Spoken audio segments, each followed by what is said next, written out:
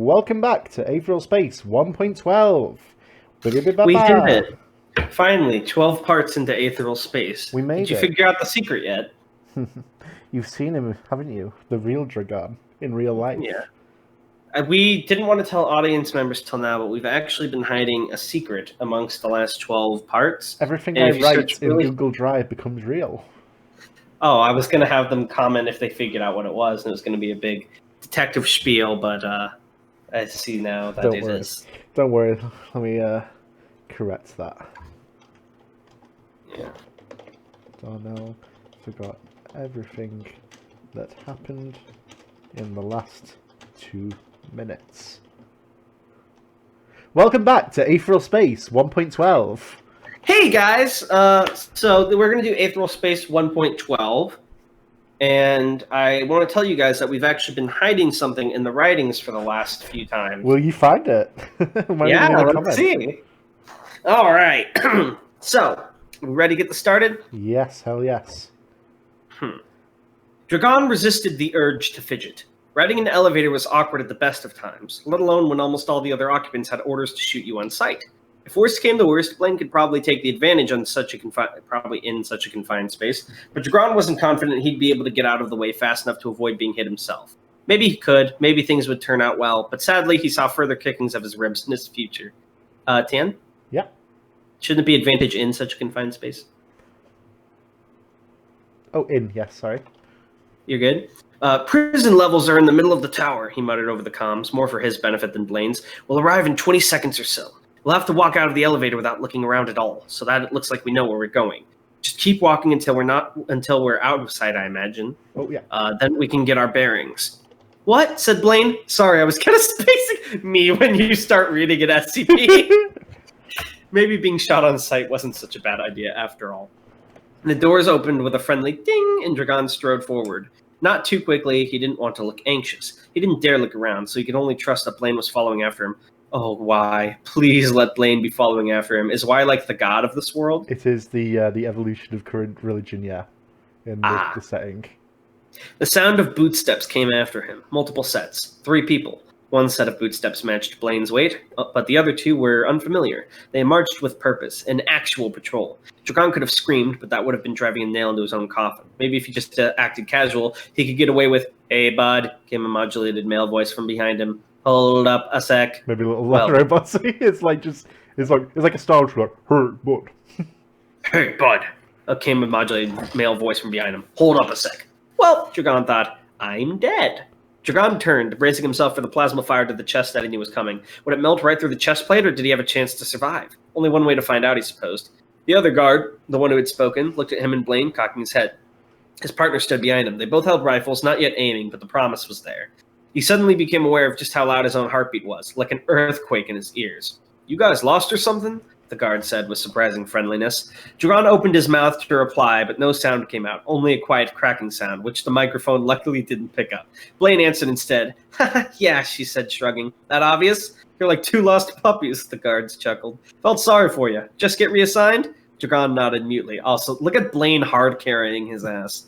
Nice, nice. Well, it's an easy gig if you play your cards right. Mostly just walk in the halls, you know? That's what I like to hear. No, Dragon could have shot himself. Wait, who said that? Dragon said that, but like really awkwardly. Oh, I didn't realize it was Dragon, sorry. That's what I like to hear! Dragon could have shot himself. The reply had come out of his mouth way too loud, way too nervous. His voice had even cracked in the middle. He sounded like 2 kids in a trench coat. Oh, your name's in the way. Rather than a trained soldier of the supremacy. The guard's partner laughed. "Hey, this guy gets it. Where you guys headed? We could probably shoot you," Dragon winced. "Some directions," the partner concluded. Blaine straightened up. Even with her idiocy, she clearly had more experience with this kind of thing than Dragon. She spoke. "Our briefing said something about a priority prisoner. We're meant to be handling a transfer." The guard nodded sagely. Yeah, I heard about that. It's supposed to be a big deal. Guy's on P62, one of the red-level containment cells. P62, said Dragon quietly. "Yeah, I knew it was something like that." "Right?" said Blaine, hands on her hips. "And you thought we were lost." Dragon's eyes widened so much, he thought for a second that they would just spill out of his sockets. She wouldn't. Surely she wouldn't say his name. She wasn't that stupid.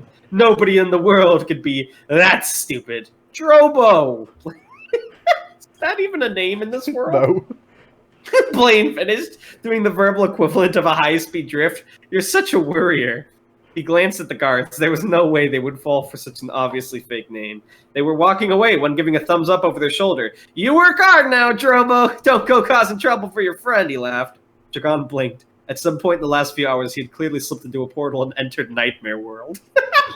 I love the phrase Nightmare World. I use that too. There was no way these events were actually happening. See? Said Blaine over the comms, her voice unbearably self-satisfied. B62. Easy peasy. Skipper glanced at Raquel as the Lord Mayor eagerly scrolled through his scroll. Weird. A grin building up on his face like trash in a gutter. Script even. Oh, this is rich, Raquel said, his face illuminated unflatteringly by the glow from his script. This is gold, the tracker from his cadet suit. Thank you very much, Mr. The man paused before glancing at the interrogator, Crossland. His name, Raquel said, jerking his head towards his prisoner. We don't have that, sir, Crossland said. No personal information of any kind in the Supremacy record, save his picture. Raquel glanced at Skipper strapped to the steel block, looking him up and down. And yet, the picture was enough, he mused. That's very, very interesting. Skipper could have strangled the man, looking so smug when he had no idea what kind of forces he was meddling with. Now that they mention that, Skipper does sound more like a nickname than a person name. Yeah. If he called Airman, this whole building would end up a smear on the ground before long. The third contender wasn't one for half measures. The Lord Mayor took in a deep breath, looking down on the ground, clearly mulling something over. A wave of dread ran through Skipper's body, feeling almost as though when you edit, the name gets in the way of the words, I can't see them. Feeling almost as though he were slowly, steadily sinking into the steel block. Would the bastard just contract Airman anyway? Get him into stasis, he said finally after a moment. He'll make a good bargaining chip once I become minister. Excuse me? Said the special officer. Muzazi Raquel froze. That was Muzazi? Yeah, he's a special officer, remember? Raquel froze, eyes the size of dinner plates. His skin turned so pale it almost looked like he died on the spot. Skipper could have burst out laughing. Had the Lord Mayor actually forgotten who else was in the room with him? Yes, muttered Raquel, terror quiet. What is the issue, Mr. Muzazi? The special officer, his name was Muzazi apparently, spoke calmly, evenly. You could hear the discipline in every syllable. It is my understanding that Mr. Goli is currently Minister of the Kayla system. There are no plans for that to change in the near future, as far as I'm aware. Do you know something that I don't, sir? The sandy-haired man put a hand on Muzazi's shoulders, that same easy grin on his face. Sir, I'm sure the Lord Mayor simply meant that I would hear it from the Lord Mayor himself. Muzazi's hand was resting on the sheath of his sword, clearly ready to bring it out at a moment's notice. His eyes were drilling into Raquel, his mouth a flat line of displeasure. Raquel opened his mouth to speak, and only a hoarse squeak emerged. What's a horse? Oh, horse squeak, not horse squeak. I'm stupid. It seemed his body, at least, was aware of the fact that it might not survive the next few seconds. Muzazi took a step forward. Well, said Raquel, finding his voice, one should always be prepared for anything, Mr. Muzazi, prepared for anything! The swordsman paused. A sliver of hope emerging, Raquel continued on, waving his hands wildly to punctuate his points. It said, they say, there's a saying that you should conduct yourself in a manner befitting the occupation you want, rather than the one you have. So that is, yes, what I am doing, conducting myself in my ideal position as minister. Muzazi didn't budge, his only movement, his eyes tracking Raquel. And, Raquel went on, after all was self-advancement, self-betterment, not the bedrock upon which the supremacy was founded. Would you ask the crownless king why he dared to dream of becoming the supreme? Of course not, and so does here. I am simply climbing the ladder towards my dream. Is that wrong? The moment paused. The only sounds in the room were, this is literally what it's like when you're the imposter in fucking Among Us. A moment passed. The only sounds in the room were those of distant dripping water and Raquel's exhausted panting. Raquel winced as Muzazi closed his eyes. Then the swordsman spoke. Magnificent. Fucking Muzazi's such an idiot. With that, he stepped back into the shadows of the room and was silent. A moment later, Raquel let out a loud breath he'd obviously been holding in for quite a while. Regaining his confidence, Raquel shook his script, looking at Crossland. Hadrian's in an apartment on the outskirts of the city. I want a squad sent out there to deal with him. Skipper looked away shamefully. He could tell himself he'd sold Dragon out to save the people that Airmen would otherwise kill, but he knew that wasn't quite true. He just couldn't afford to get caught yet. I'll go, said Muzazi. Raquel almost jumped out of his skin when the special officer spoke up again. Minister Goli entrusted me with resolving the Hadrian situation. I'll do so now. Yes, of course, said Raquel, looking only too happy to be rid of Muzazi. If you will accompany him, Prescott. Is Prescott the same person as, Crossland? No, Prescott is the guy who's always with Muzazi at the moment. Okay, thank goodness, because I was doing Prescott's voice totally different. Yeah. Of course, said the sandy-haired man, Prescott apparently. The man had a wicked edge to his smile. Skipper was sure Muzazi wasn't in for his pleasant trip. Muzazi marched out of the room, Prescott following after him. Well then, said Raquel, his bluster quickly returning now that everyone who could challenge him had left the room. If there's nothing else, the door slid open. And then it cuts back, the door slid open. It's like the fucking Full Metal Alchemist thing. The door slid open. The door slid open! Dragon and Blaine stood in the entrance to the room, staring in at the priority cell. That means they must have just passed Muzazi. The place was cold, colder than ordinary supremacy installations. This was a place intended to be uncomfortable, after all. Oh, said Blaine quietly as she saw the prisoner. Yeah, replied Drobo. Oh.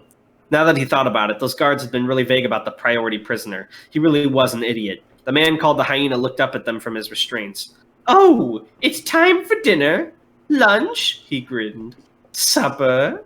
This is the... Oh, they fucking found the hyena instead of... No! Comedy miscommunication. Yeah. That sucks. This feels bad. What do you think of this this installation? I think the hyena's about to rat them out unless he gets a bullet in the head. It's pretty good. Very interesting. I wish Muzazi wasn't such a fucking idiot. I would have loved to see him slice open the fucking Lord Mayor. He's so true trusting. I know. It's naive at this point, I think he's too pure. Too pure. What the see Amelia from ReZero? I want to see that dream we shared together, Dragon. Alright, so yeah, pretty good. I'm excited to see what comes up next week out of Tan's brilliant brain vomit. Thank you. Wait, what? Isn't that how... Oh, no, we described it as shitting in the last episode of Discovering SCP. The one with Cactus. Thank you for listening, everyone. I need to discipline Donnell. No, please. Bye. Bye. Come here, you.